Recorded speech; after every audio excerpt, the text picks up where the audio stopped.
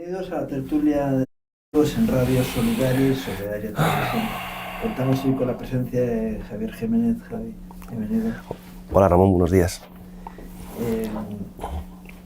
Queremos ser de edificación a aquellos que nos ven y nos escuchan, y siempre buscando algún tema que pueda ser interesante.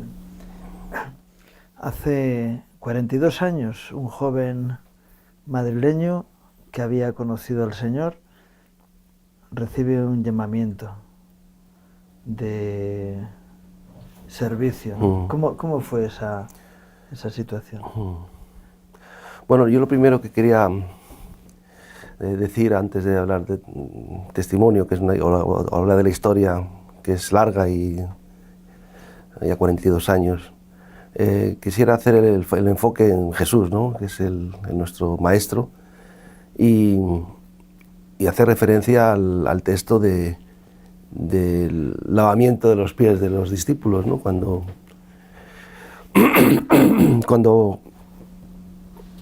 Jesús hace algo dramático, algo muy dramático como eso, que es algo que impacta a las emociones y a los sentidos, que el maestro se ponga a los pies de rodillas y hacer un trabajo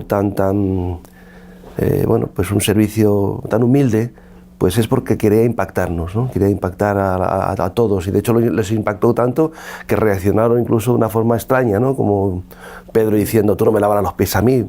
Se sintió tan impactado por ese acto que nunca olvidará más el mensaje del servicio, ¿no? Entonces, quiero decir, cuando Jesús hace cosas muy dramáticas es porque quiere impactarnos en nuestras emociones y sentidos, la importancia de ese acto, ¿no? Es en primer lugar. En segundo lugar, que es para ir al punto que me has preguntado,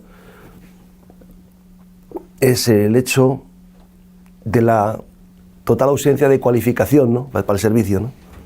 O sea, quiero decir que cuando el Señor nos enseña a servir, nos dice que cualquiera lo puede hacer, ¿no? O sea, que quiero decir que el servicio es algo que no requiere prácticamente ninguna calificación, ni tener grandes estudios, ni gran preparación, ¿no? Y ahí voy donde nosotros comenzamos con este ministerio. Cuando nosotros comenzamos con este ministerio fue una vocación de servicio, pero sin ninguna capacitación ni conocimiento del mundo en que nos metíamos, pero sí con la intención de ayudar a la gente en los problemas que estaban pasando, ¿no? Entonces ahí sí recuerdo cuando recibíamos a las primeras personas con adicciones de droga, que realmente no teníamos capacitación ni mucho conocimiento de ese mundo, excepto pues algunos escarceos que habíamos tenido de jóvenes con las drogas, pero no sabíamos lo que era un síndrome de abstinencia, lo que era todos esos factores y todos esos sintomatología que para nosotros escapaba de nuestro conocimiento. Pero esa vocación y ese deseo de servicio nos llevó a no solamente a aprender, sino a acompañar a la gente en los momentos más difíciles de su vida, ¿no? Y eso trajo como consecuencia pues un resultado impresionante, ¿no? Entonces ese es el mensaje que la unión quería hacer con el ejemplo de Jesús, ¿no? Jesús hace algo que es muy básico, ¿no? Muy básico. Y entonces, pues, cuando alguien tiene deseo de servir, pues solamente tiene que encontrar un espacio, y como hay tantos espacios, no hay excusa. Ya. Así que decías antes de la no capacitación. ¿La capacitación impide el servicio o es un impedimento a veces estar muy capacitado para ser? Bueno, es que el servicio se puede hacer en todos los campos, ¿no? Es decir, que hay un servicio al espíritu, hay un servicio al alma y hay un servicio al cuerpo. Sí, pero que la capacitación también no es un impedimento para... No. Por eso ahora, por ejemplo, pues quería decirte, ¿no? Que hay diferentes áreas de servicio, ¿no? Cuando alguien quiere servir al espíritu, pues lógicamente tiene que tener, tiene que ser un maestro de espíritus, ¿no? Y para ser un maestro de espíritus tiene que tener una vida espiritual y un conocimiento y una experiencia con el Señor y un caminar con Cristo que requiere pues años de experiencia, ¿no? Ujú. El que quiere servir al alma, pues bueno, pues también tiene que tener alguna capacitación, porque el alma es un laberinto, ¿no? de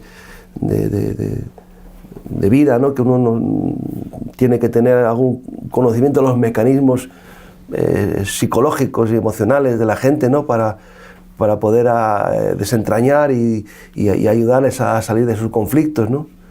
Y el que sirva al cuerpo, pues también hay un rango impresionante. Puede ser un cirujano, qué sé yo, neurológico del cerebro, o puede ser simplemente alguien que sirva los platos de comida, pero quiero decir que el Señor nos enseñó que al servicio podemos ir todos, ¿no? Que no hay que tener un don especial, ¿no?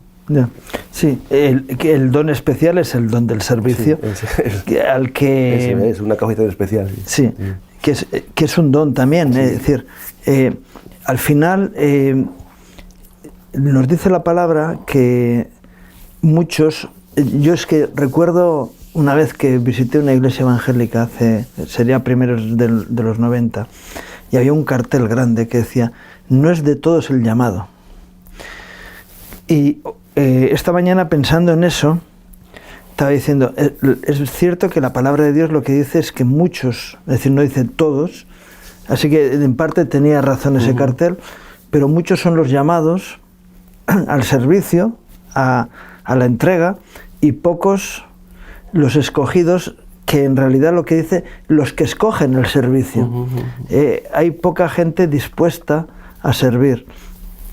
Hay mucha gente que está dispuesta a ser empleada, pero hay pocos que están dispuestos a servir, ¿no? Eso que decías tú, esa condición que decías tú del maestro que rompe con los paradigmas y se pone en el sitio del más pequeño.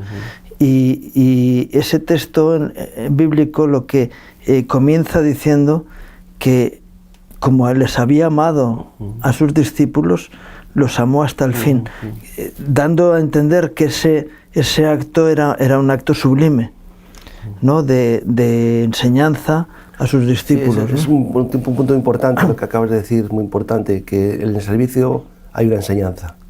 Y en ese texto lo explica claramente.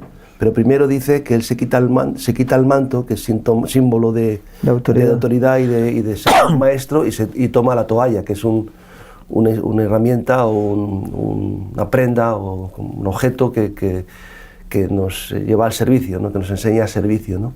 Pero dice que después de lavar los pies de los discípulos, dice que deja la toalla y se pone el manto. Y entonces, con el manto les da una enseñanza. ¿Veis lo que yo os he hecho con vosotros? Ahora vosotros tenéis que hacer vosotros lo mismo con los demás, ¿no? O sea, quiero decir que en el servicio hay una enseñanza, y que hay veces que hay enseñanzas que solamente se pueden dar con el servicio y no desde el púlpito. Entonces, el gran desafío que tenemos los cristianos es que tenemos que predicar desde el púlpito y luego servir. Tenemos que tener esas dos herramientas, instrumentos del manto de la autoridad, el del conocimiento de la palabra y de la enseñanza, y luego el del servicio. Yo recuerdo, nosotros, como nuestro ministerio siempre ha sido un ministerio de servicio, pues trabajamos con las manos.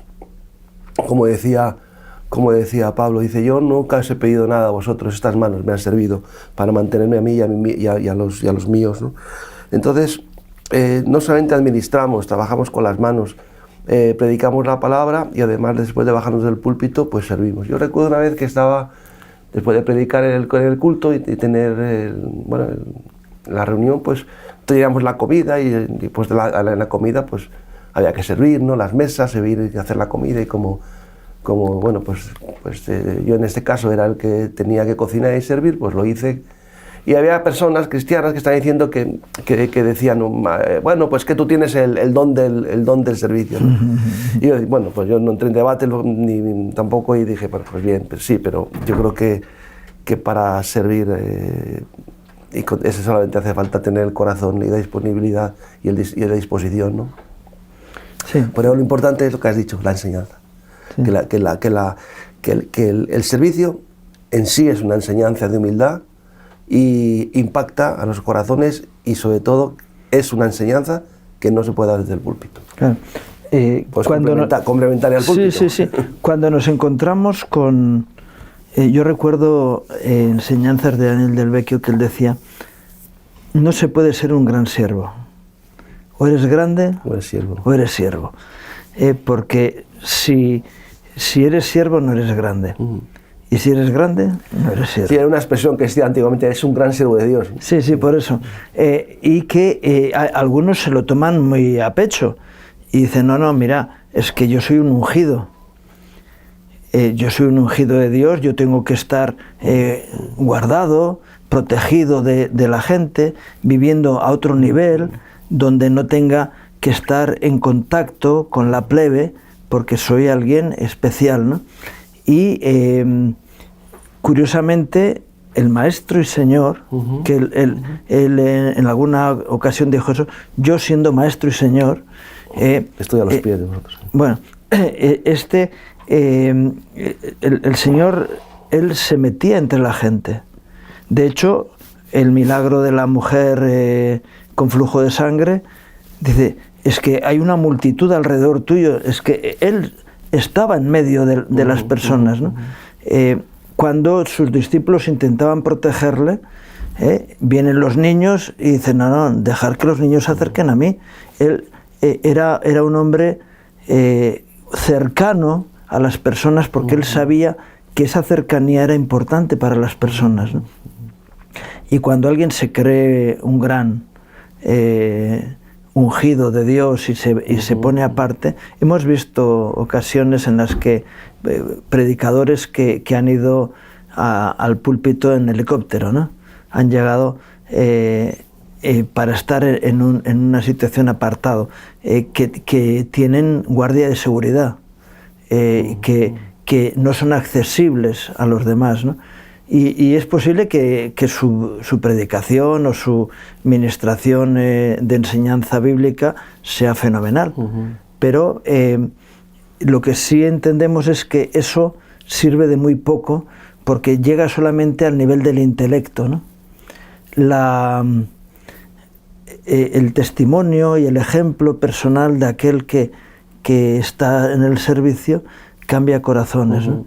Y eso lo hemos visto nosotros a lo largo del ministerio, pero también entendemos que esa actitud sí es una gracia de Dios en las vidas, ¿no?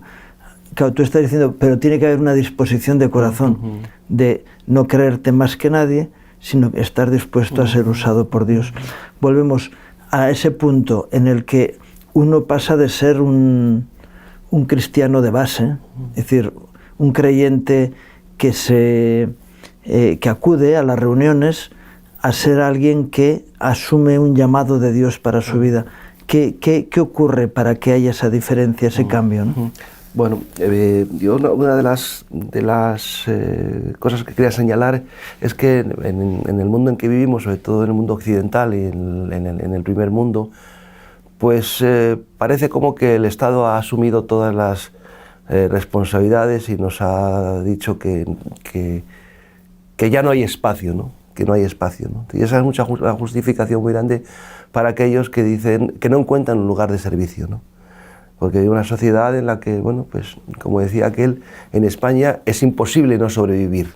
O sea, es imposible no sobrevivir. Quizás en otros países es imposible sobrevivir, pero vivimos en un estado de, que llaman del bienestar, pero que no existe tal bienestar si te das cuenta, si encuentras los espacios en los que hay una necesidad imperiosa de servicio. Y es digamos, la perspicacia espiritual que todo cristiano tiene que tener. Porque todo cristiano que quiere vivir la vida cristiana y de una forma literal, porque yo no entiendo que se pueda vivir la vida cristiana sino de una forma literal, el que quiere vivir tiene que encontrar los espacios de servicio. Tiene que encontrarlos, porque los hay. El que sale a la calle, el que habla con la gente, el que se relaciona, se da cuenta de que el Estado, por muy Estado que sea y por mucho que quiera sustituir a Dios, y haga esa blasfemia de querer creer que el Estado va a cubrir todas las necesidades físicas, psíquicas, espirituales y naturales, pues está muy equivocado, porque cuando falta Dios de la sociedad, falta prácticamente todo y solamente es cuestión de tiempo para que todo lo demás se desmorone. Entonces, el cristiano tiene que estar ahí primero siendo un punto de luz, ¿no? Siendo sal de la tierra, ¿no? Porque vivimos en un mundo que yo te diría que no es un mundo corrupto, es un mundo enfermo. O sea, cuando el mundo es incapaz de distinguir entre lo bueno y lo malo, y cuando vemos quiénes son los que están al cargo de nuestras vidas desde el punto de vista político, nos damos cuenta que si han subido ahí solamente porque tenían ambición, y cinismo y soberbia, y la gente lo aplaude y lo reconoce, nos damos cuenta que si son capaces de poner por delante unas siglas, un partido político, que ver que se han subido ahí en base a mentira, en base a engaño, a cinismo, a soberbia y orgullo, pues tenemos que reconocer que el problema no es solamente de los políticos, el problema es de que la sociedad está enferma. Entonces, el primer área de servicio es que el hombre de Dios tiene que ser sal, tiene que ser alguien que sí sepa, que sea capaz de poner luz en el ámbito donde se le ha puesto, para que la gente pueda distinguir entre lo bueno y lo malo. Entonces eso es un punto de servicio. Pero luego hay necesidades humanas. Yo antes de... yo no, ¿cómo te diría yo? A mí el Señor no me encontré de repente en remar y dije, bueno, como remar es un ministerio de servicio, tengo que aprender a servir. Yo cuando me convertí a Cristo, tenía 17 años recién cumplidos. Yo cuando me convertí en una iglesia pequeñita. Y era una iglesia pues, que yo pasaba desapercibido porque me había convertido, pero cuando el pastor decía hay que ir a evangelizar, pues yo iba a evangelizar. Y bueno, yo recuerdo tardes oscuras en el Goierri o en Durango, recuerdo una tarde en Mondragón, en Arrasate, una tarde fría de sábado, mientras los demás chavales estaban jugando al fútbol o viendo películas, pues una tarde oscura del País Vasco, predicando a los jóvenes, ¿no? Y mi primer trabajo que tuve cuando me convertí a Cristo era celador de un hospital. Y los sábados, en vez de pues, irme con los chavales, pues me iba a cuidar a un hombre tetrapléjico que tenía desde la cabeza, desde aquí hasta abajo. Lo digo simplemente que el Señor me llamó al servicio porque ya estaba sirviendo, ¿no? Quiero decir que todo cristiano, sin tener una plataforma, ¿no? Porque al final la gente dice, no, es que tengo que tener ¿qué plataforma? ¿Dónde me ubico? ¿Dónde encuentro un programa donde yo pueda encajar, ¿no? Y muchas veces no es así. O sea, uno no tiene que tener un departamento, un programa o una iglesia o una institución, ¿no? A veces sí, ¿no? Que es bueno que haya gente que diga, oye, pues yo no sé cómo hacerlo, pero me pongo a tu servicio, ¿no? Pero tiene que haber un corazón de servicio. Es lo que te quiero decir, ¿no? Entonces, cuando de repente, pasados un año, te estoy contando, a de repente encontrarme en una finca con 4, 5, 6 gente con problemas de adicciones y tenía que servirles, ayudarles, pasar las noches en blanco con ellos, e ir a comprarles las cosas, llevarles al médico, ya al juzgado. Pues para mí no era ningún conflicto, porque yo lo había hecho cuando nadie me lo había demandado y cuando no tenía un organigrama que me lo exigía, ¿no? Entonces, por eso, pues hablamos de ese tema, ¿no? Entonces, sí, en realidad, por eso el que se convierte y descubre el chollazo que es tener a Dios, porque dices, oye, Él me bendice, me ayuda, me da alegría, me da estabilidad en mis emociones, etcétera, etcétera. Y alguien dice, estoy aquí, qué fenomenal, qué bueno, he descubierto un nuevo área en mi vida donde me siento feliz. Y cuando alguien está en esa experiencia, si no tiene la contraprestación o el balanceo de decir, pero de gracia recibo, ahora tengo la responsabilidad, no digo la obligación, pero sí la responsabilidad de transmitir esa gracia a otros, ¿no? Y por eso te decía que una perspicacia espiritual del cristiano es encontrar los espacios, porque nos quieren hacer creer que no hay espacios desde el servicio, que está todo hecho, que tenemos un sistema casi perfecto, y no es cierto. Hay miles de lugares, de espacios donde el cristiano puede incidir desde el punto de vista espiritual, emocional y físico, ¿no? Entonces, no solamente creo que el cristiano no debe de quedarse en la grada, o no solamente buscar lugares, porque a veces el servicio no se entiende como un lugar de renuncia y de humillación, sino como un lugar donde cuando uno se recrea, o sea, de auto... Sí, de recrearse, ¿no? De recrear... Sí, no me sale la palabra. Pero entonces yo creo que el ministerio de servicio es un ministerio en el que es dejar tu tiempo y dejar tus sentirse realizado. Esa es la palabra, perdona. Sí, o sea, es un espacio de realización, ¿no? Entonces, cuando nosotros en el ministerio que tenemos, pues hay gente cristiana que dice, oye, yo quisiera también servir, ¿no? Y bueno, pero en el fondo tú ves que detrás de todo eso, pues no es tanto un deseo de servir, sino un deseo de sentirse bien, ¿no? No digo que sea malo, pero no es puro. O sea, quiero decir porque es egoísta, ¿no? Quiero decir que al final, no es de entrega. Al final uno en la vida pues quiere dos cosas, la justicia y la pureza, ¿no? Y la pureza en las cosas es fundamental, ¿no? Y decir, oye, pues sí, está bien, ¿no? Que está bien que uno, pues oye, en vez de las vacaciones de irse a la playa, pues bueno, pues me voy a ir a un lugar donde pueda ser útil y a lo mejor pues hago un poco de turismo y después por las tardes o por las mañanas o tal, pues hago un poco de trabajo y ayudo a dejar a los niños, me hago fotos y tal. No lo digo con ningún tipo permíteme, simplemente digo que el servicio implica realmente también abnegación y dejar realmente cosas que son que redundan en tu beneficio en favor de los demás, ¿no? Y eso es lo que al final trae la verdadera satisfacción y el verdadero gozo. Claro. Lo otro, pues bueno, pues simplemente pues te traes unos buenos recuerdos, te has saneado un poco la conciencia, pero... Claro, el que busca la autorrealización, sí, cuando no recibe la recompensa. Y luego también eso. Porque la recompensa, decías tú, viene. Evidentemente, ni un vaso de agua que des a alguien necesitado quedará sin recompensa, pero a veces esa recompensa... Pero hay que partir de la premisa de la que la gente es agradecida en general, la mayoría. O sea, de hecho, una de las, bueno, pues personalmente, ¿no? A veces uno pues ha hecho esfuerzos que no se ven valorados, porque y tienes que tenerlo dentro de tu agenda, lo tienes que interiorizar, de que cuando haces las cosas sabes que no tiene que haber recompensa. Si hay recompensa, tampoco es puro. Ahora, a todos nos gusta que se nos reconozca el esfuerzo, ¿no?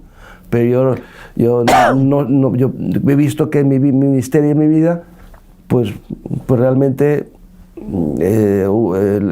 los esfuerzos realmente grandes que uno ha hecho en favor de la institución o de personas en particular, o en momentos de crisis que has tenido que hacer sacrificios grandes en favor de una situación, pues bueno, pues ya sabes que eso nunca se va a valorar, ¿no? Pero aún así, si me viera en el mismo lugar, en la misma situación, y si se me volviera a demandar otra vez el mismo sacrificio, el mismo esfuerzo, sabiendo que no hay recompensa, aún así lo volvería a hacer. Sí, porque en definitiva sí recompensa, aunque no inmediata y a veces no en la manera en que uno espera, ¿no? Pero vamos a ver, aunque no lo hubiera. O sea, aunque no lo hubiera cielo, como decía esta Santa Teresa, te serviría. O sea, es que, sí. O sea, es cuando uno se enamora de alguien y de no sé, un rostro, una expresión tan maravillosa como la de Jesús, ¿quién no quiere ser como Jesús? Claro, pero el Señor dice que, bueno, su entrega, creo que lo dice en Filipenses, que como se humilló hasta lo sumo, Dios le elevó. Y hay veces que tú vas haciendo una retrospección sobre tu propia vida y dices, ha sido duro, difícil, situaciones críticas, a veces tiempos de lloro y de sentirte frustrado, y sin embargo cuando miras para atrás te das cuenta del camino en el que Dios te ha hecho andar, y dices, no, ha sido de victoria, de ganancia, de bendición en muchos aspectos que a veces en el día a día no lo ves, pero cuando empiezas a mirar la senda por la que pasaste, te das cuenta cómo Dios te ha estado ayudando y bendiciendo. A mí personalmente eso no me ayuda. ¿No te ayuda? No me ayuda. el ver... No me ayuda el tratar de justificar el esfuerzo con la recompensa, ¿no? O sea, quiero decir que siempre, para mí es siempre mirar hacia adelante, ¿no? Y lo que queda atrás. Porque hay que mirar la necesidad del otro, sí, antes que el beneficio propio, ¿no? Sí. Y eso viene como consecuencia de una gracia de Dios, no es de dentro del corazón de uno mismo, ¿no? Es una revelación, ¿no? Porque una gracia que viene como consecuencia de la revelación.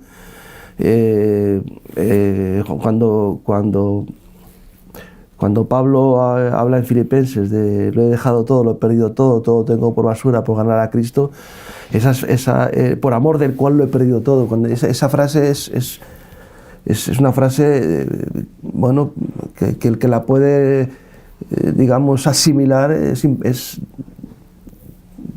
tremenda, ¿no? Es decir, por amor del cual lo he perdido todo, ¿no? O sea, cuando uno ama intensamente, lo demás no tiene valor ni tiene sentido, ¿no? Entonces, cuando uno tiene la experiencia de la revelación de Cristo, la experiencia de la revelación de la esencia del amor y del carácter y de lo que es el Señor, pues de ahí viene la gracia, ¿no? Porque si no tienes revelación, pues no tienes tampoco gracia, ¿no? Pero creo que el Evangelio es tan sumamente... no sé cómo explicarte, es que yo cuando lo analizo digo, es que esto es imposible que lo hayan inventado, es que claro.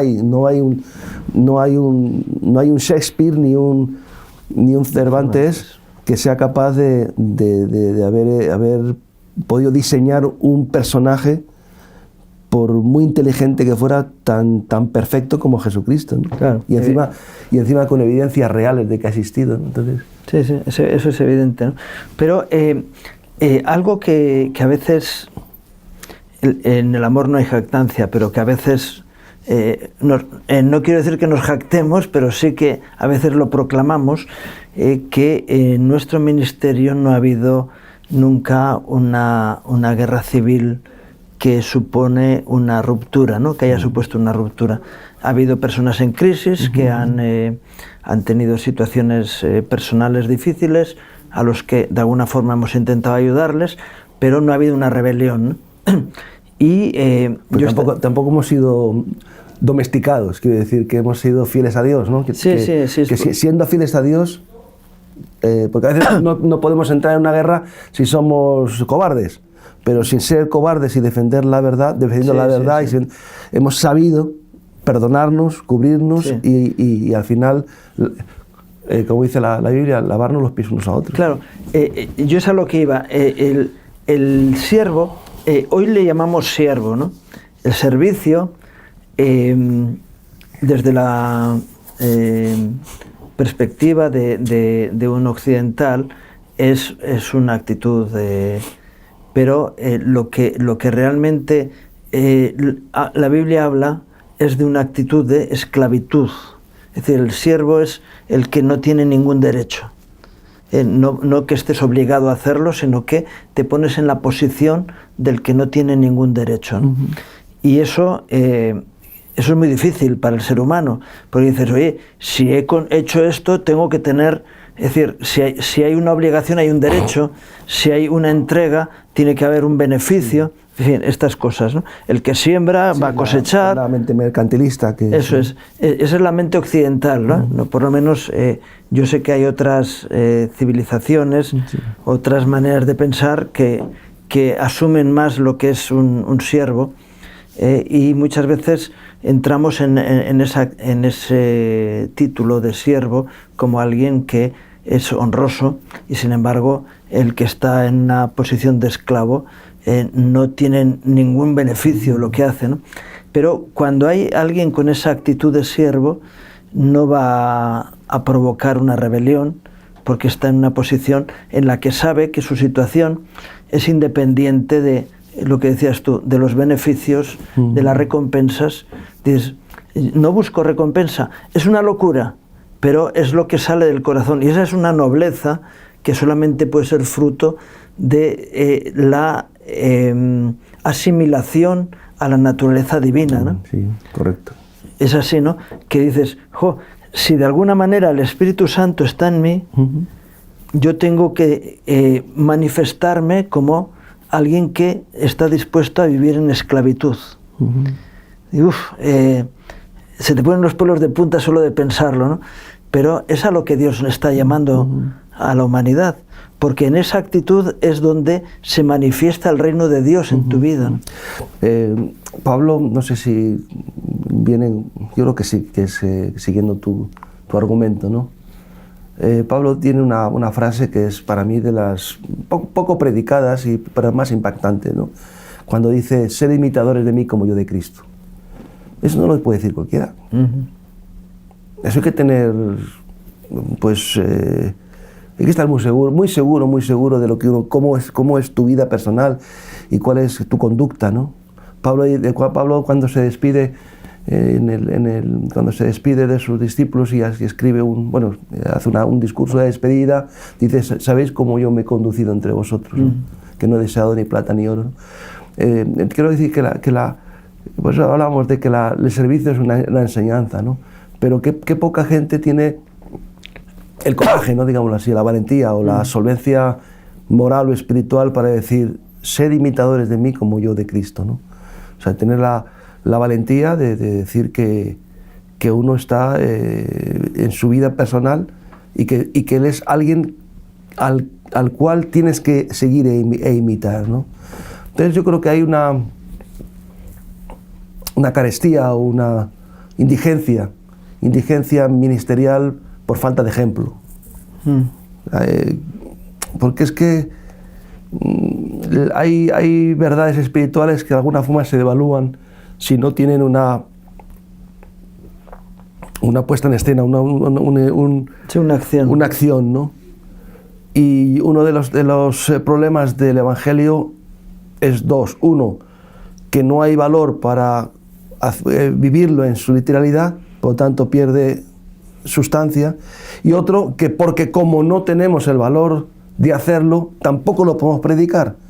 Entonces le vamos restando nutrientes al Evangelio hasta que se convierte en una especie de doctrina para vegetarianos, digámoslo así, ¿no? Sí, sí. Una doctrina de vegetarianos, ¿no?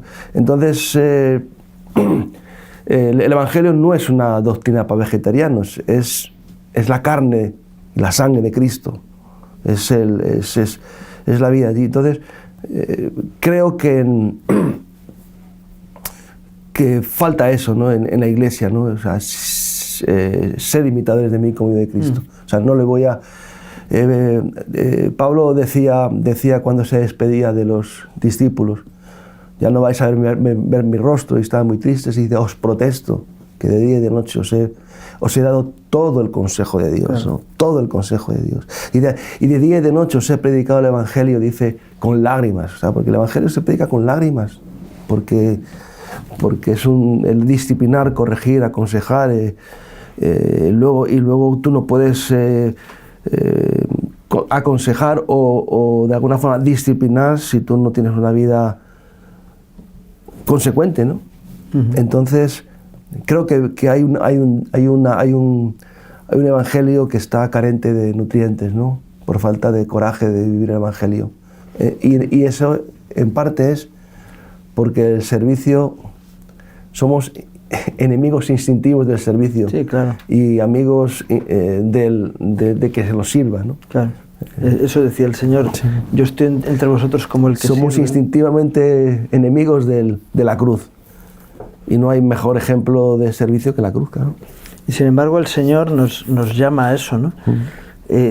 Claro, se rompen todos los paradigmas de una vida de honestidad. Estaba pensando en aquellos religiosos, ¿no? que estaban honrados en serlo, en mantener una vida de una moralidad intachable, por lo menos aparentemente intachable, y cómo pues lucían sus filactelias demostrando su santidad hacia los demás, y luego resulta que la vida alrededor no manifestaba sus frutos, ¿no? Algo que ocurre en... Tú has estado viviendo un tiempo en Guatemala, y allí, tanto Guatemala como El Salvador fueron dos países donde hubo un crecimiento de la iglesia muy grande, donde se crearon macroiglesias, donde decenas de miles de personas acudían a los cultos, y sin embargo el país estaba en absoluta enfermedad, como decías tú antes, en una pobreza moral y espiritual tremenda, ¿no? Decía, ¿cómo se puede compaginar esas dos cosas? En que la iglesia está caminando en un camino que no es el que Dios quiere. Porque a nosotros recién éramos bebitos en el Señor, y nos decían, mira, una iglesia que es el 1% de la población de un lugar es una iglesia respetada, pero cuando tiene el 5% es quien gobierna en el lugar. Eso nos decían cuando éramos pequeñitos. Y decían, gobierna en el área espiritual, sí. En que empiezan a cambiar las cosas. Esto ocurrió en Inglaterra, en el avivamiento que hubo en Inglaterra con los famosos Whitefield, Wesley y esta gente, ¿no? Y hubo una transformación de la sociedad, porque había gente que tenía el valor espiritual, es decir, no el valor de valentía, sino el valor del peso, ¿no? De la realidad de sus vidas, que estaban haciendo que las tinieblas se retiraran ante la autoridad de una fe viva, ¿no? Frente a la hipocresía de una iglesia que vive de teorías y no lo plasma en realidades. Y para eso hace falta un llamado al servicio de esa gente, ¿no? Deja tu plan egoísta para buscar el plan de Dios. Ese es el punto que me parece muy interesante, que acaba de tocar, el egoísmo, ¿no? El egoísta tiene un instinto de supervivencia muy desarrollado, y en cambio el servicio te pone en riesgo. O sea, pone en riesgo tu estatus, sí, tu honorabilidad, pone en riesgo tu economía, el tiempo que tienes que dedicar a otras cosas que tienen mayor beneficio en tu vida, ¿no? Entonces, el egoísmo definitivamente es uno de los enemigos, ¿no? Y recuerdo cuando Jesús vio a las multitudes y tenía pena por ellas, tenía sufrimiento por ellas, porque llevaba mucho tiempo siguiéndole y no tenían que comer, y entonces le pregunta a los discípulos, dadles de comer vosotros, y dicen, si solamente tenemos un poquito, ¿no? Unos panes y unos peces, ¿no? Estaban diciendo, oye, tenemos lo justo para nosotros. Para nosotros sí hay, pero no para tantos. Sí, o la viuda, ¿no? Sí. A la viuda a la que Elías... También, sí, la multiplicación, pero en este caso, pues esa actitud de decir, bueno, jolín, si despida a la multitud y que se vaya por ejemplo a las aldeas a comprar de comer y se busque la vida. Y se busque la vida, ¿no? Y para nosotros hay. Entonces Jesús pues dice, no, dadle vosotros de comer, ¿no? Y entonces, bueno, pues aparece el milagro, ¿no? De la multiplicación de la comida, y ese es cuando se vence el egoísmo, y cuando se vence, bueno, pues esa actitud de que el servicio no es otra cosa que un riesgo de tu tiempo, dinero y posición y de tu rango o reputación, pues cuando uno renuncia a eso, porque a Jesús, fíjate, que se le acusaba de que estaba siempre entre pecadores y siempre... No, de que estaba endemoniado. Sí, que estaba... Bueno, entonces me parece que hasta toca un punto muy interesante, el egoísmo, ¿no? Que es el poner siempre por delante tus intereses, ¿no? Y los intereses de los demás, ¿no? Yo la primera vez que viajé a El Salvador, fuimos a una iglesia y nos estaban con bombo y platillo diciendo somos el 33% de la población, somos evangélicos, ¿no? Y a mí me dieron la oportunidad de dar un saludo y yo le pedí al pastor permiso para dar un mensajito, 2 minutos. Y dice, y les veo tan contentos aplaudiendo el hecho de que qué responsabilidad tienen ustedes para cambiar la realidad de este país. Desgraciadamente durante casi 40 años, bueno, 30 años o 30 y tantos años más, ese país ha sido el país donde más degradación ha habido, teniendo un San Pedro Sula al lado, en Honduras. Sin embargo, El Salvador, que era un país, bueno, pequeño, manejable, tal, no sé qué, con una población evangélica tan grande, sin embargo, el país donde las bandas criminales podían funcionar sin problema, donde mataron al que levantaba un poquito la cabeza, durante tanto tiempo, hasta que ha habido, y yo sé que lo que ha ocurrido en El Salvador es fruto de un grupo de creyentes que realmente estaban dispuestos y que estuvieron poniendo en riesgo su propia realidad al tomar una decisión de fe, y eso ha supuesto prácticamente la desaparición de las maras, de la corrupción que estaba generando tanta desazón en ese pueblo, y que ha sido el fruto de la fe de algunos valientes que han tomado una actitud espiritual que ha llegado al poder y que ha transformado la sociedad de la noche a la mañana, ¿no? De una forma tremenda. Y yo digo, la diferencia entre la exaltación de una iglesia que no hace nada a el trabajo de una iglesia, aunque sean pocos, que han llevado a que cambie realmente todo el ambiente en la sociedad que le rodea, ¿no? Sí, es correcto, sí, correcto, es como tú dices, ¿no? Yo viví años en Centroamérica y recuerdo pues las palabras de Pablo cuando dijo que se amontonarán maestros conforme a sus concupiscencias, ¿no? Diciendo, teniendo comezón de oír, se amontonan maestros, ¿no? Conforme a sus concupiscencias. Y vuelvo a lo que hemos hablado antes, en el sentido de que sin despreciar a nadie, ni menos a los cristianos de ningún país, ¿no? Pero sí una doctrina que no ha sido una doctrina realmente que lleva a un pueblo combativo y espiritual, sino más o menos una doctrina que era prácticamente una especie como de narcótico que servía para justificar ciertos estilos de vida y ciertas conciencias y también ciertos hábitos y sobre todo un vasito de leche caliente por la noche para quitar el miedo a la muerte, ¿no? Entonces, lógicamente, si la doctrina, que no es contundente ni es completa, por eso decía Pablo a Tito, ten cuidado de ti mismo y de la doctrina. Son dos cosas que tenemos que cuidar: nuestra vida, nuestro comportamiento y lo que predicamos. Entonces, claro, si hay una población muy grande de cristianos, pero desnutridos espiritualmente, pues podemos pensar de que son una gran masa de gente con comezón de oír. Y de hecho, cuando vas a esas iglesias, es como una especie, y en esos ambientes, en esos países, es como una especie de lucha entre las iglesias para ver quién tiene la doctrina con mayor sofisticación o quién tiene la revelación más...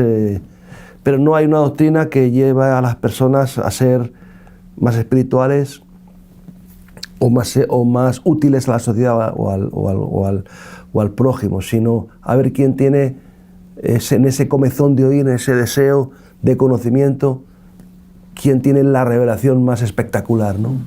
Y eso está bien para mantener a las masas entretenidas, pero no está bien para cambiar el mundo y sociedades. Porque como te he dicho antes, si la doctrina se queda entre cuatro paredes porque luego no tiene una expresión en el servicio, en el campo, en la vida real, pues es una sal que no sala, es una luz que no alumbra, ¿no? Claro. Está escondida, como dice Jesús, nadie esconde una luz, una lámpara debajo del almud, porque si la esconde debajo de la cama, la esconde debajo de una mesa, no alumbra, pero si pones la luz en el candelero, y eso es lo que Jesús quiere decir, que la luz no puede quedarse en las iglesias, tiene que salir al exterior. ¿Y cómo? A través de mensajes que sean no con palabras, sino mensajes que sean asimilables por todos los sentidos. A veces te encuentras con un hermanito que te llama y te dice: es que delante de mi iglesia hay una persona que duerme en la calle y que, claro, cada vez que le veo me siento mal y te llamo por ver si tú le recoges en tu casa. Yo entiendo que hay llamados específicos ministeriales y que hay personas que están preparadas para ciertas cosas, lo que decías tú antes de plataformas, ¿no? Pero yo cuando me llama alguien así digo: oye, mételo en tu casa. ¿Te da pena a ti? Es decir, de alguna forma Dios lo ha puesto delante tuyo para que tú asumas una responsabilidad sobre esa persona, y tu forma de quitar la carga que hay emocional en tu corazón por el dolor de él es que otro se haga cargo. Y dice, bueno, es verdad que a lo mejor tú no estás preparado, pero te puedes preparar. Una de las cosas que hubo en España en los años 80, bueno, Dios nos da un llamado, estamos empezando a trabajar y resulta que vienen varios hermanos bueno, con otras realidades eclesiales y que ven lo que Dios está haciendo con nosotros y quieren participar de ello. Y lo curioso que ocurrió es que vinieron a capacitarse para hacerlo ellos, ¿no? Y ahí está Betel, ahí está Reto, que fueron levantados en ese espíritu, ¿no? Es decir, oye, sí, aquí el banco de peces, es decir, la realidad del problema es tan amplio que hay lugar para todos. Es decir, lo que decías tú, hay oportunidades para todos. Si tú no estás preparado o crees que no estás preparado, ven y trabaja con nosotros con el propósito de tener el empuje para ir empezando tú a hacer la obra después, ¿no? Y dices, y esto ocurrió y fueron 3 soluciones alternativas paralelas en la dirección de que personas que estaban en una situación desesperada pudieran tener respuestas para su vida, y no hubo competencia. Es decir, lo que estábamos era compañeros luchando en la misma dirección para obtener el beneficio, y aquel que estuvo dispuesto a ser capacitado dice: mira, la unción que Dios nos ha dado la ponemos sobre ti para que tú la tengas, porque hace falta gente dispuesta que puedan ser como los vasos de la viuda, que dices, cada vez que venía un recipiente nuevo era llenado con el Espíritu, ¿no? Sí, pero tenía que haber esa disposición de entrega y de servicio, y funcionó. Sí, con diferentes gracias y maneras, pero alternativas a un mismo problema, dando una solución adecuada, ¿no? Dices, pues ese hermano que llama y dice: no, es que yo lo que quiero es el pesar que hay en mi corazón, quitarlo para que tú te comas, voy a poner entre paréntesis el marrón, es decir, asumas la responsabilidad para que yo me quede a gusto. Y luego a lo mejor dentro de 3 meses te llamo: oye, ¿cómo quedó aquella persona? Dices, y en este tiempo, en la realidad, en los conflictos que hemos tenido con él, ¿has estado tú presente? Y no, yo ya me quedé a gusto dejándote a ti el tema en tus manos, ¿no? Yo una de las cosas que trato y bueno, en este caso pues yo valoro también en la persona que por lo menos se mueve a misericordia y dice, bueno, pues mira, lo voy a llevar al mesonero, ¿no? O sea, quiero decir que nosotros si somos mesoneros y que alguien nos trae a alguien, pues entiendo que... Sí, bienvenido sea, pero... Que bienvenido sea, ¿no? Y bueno, a veces no se interpreta mal lo que digo, pero yo necesito servir al Señor sin compararme con nadie, ¿no? Ya. O sea, quiero decir que cada uno tiene su realidad personal y cada uno tiene su medida de fe y cada uno tiene sus compromisos con Dios, ¿no? Y yo no puedo caer en ese acto de... Porque si no, puede ser que nazca una pequeña amargurilla, ¿no? Y de la amargurilla, esa de amargura de decir es que solo yo, somos nosotros, y de ahí pasar a la autocompasión, de autocompasión a la comparación, de la comparación pues al rechazo, ¿no?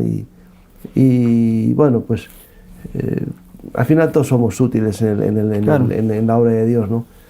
Y yo creo que cada uno tiene que ser consecuente con el llamado que tiene de Dios.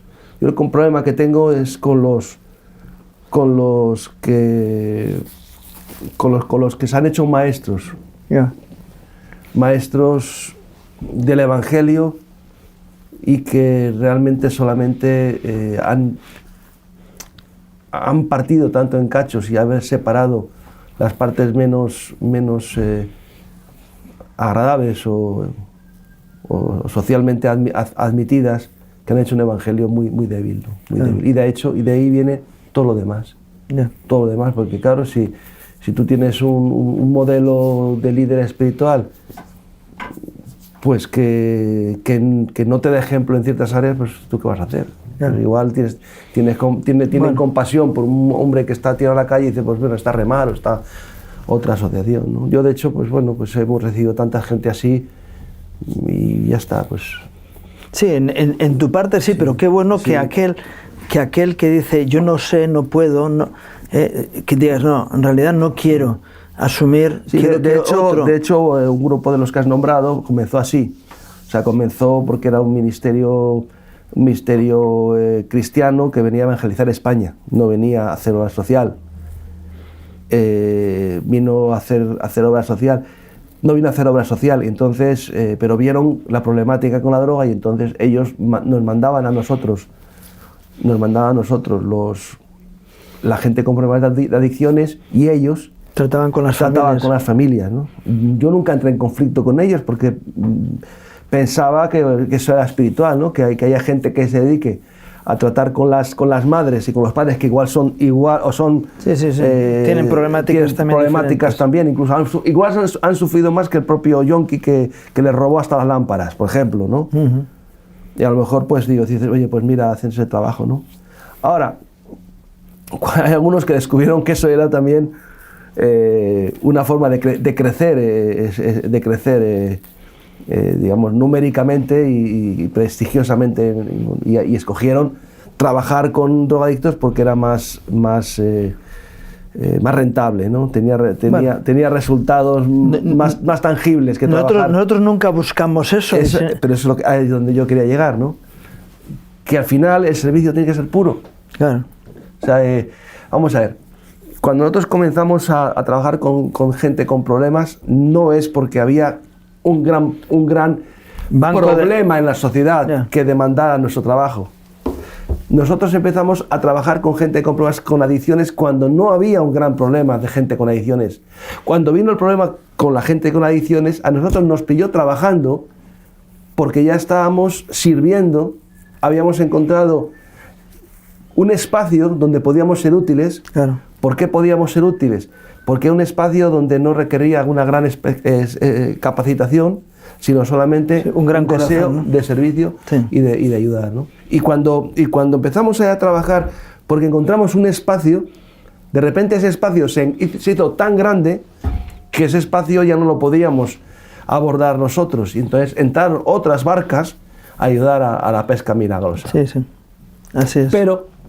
Pero como te decía, nunca fue con la intención de que encontramos un caladero que eso nos iba a dar mayor réditos numéricos o estadísticos en nuestra congregación, sino por el contrario, No. era en ese sentido un trabajo puro, porque no había nada más que un espacio muy pequeñito. Es como si tú vas por la calle y solamente hay un pobre. Pues ahí este es el espacio. Te preocupas por él, pero yo no sé si está bien o está mal, lo que voy a decir. Pues no sé, igual me castigo. Pero yo sé, cuando voy por el centro de Málaga, donde vivo, y voy al notario a hacer el trabajo, yo siempre llevo un puñado de monedas.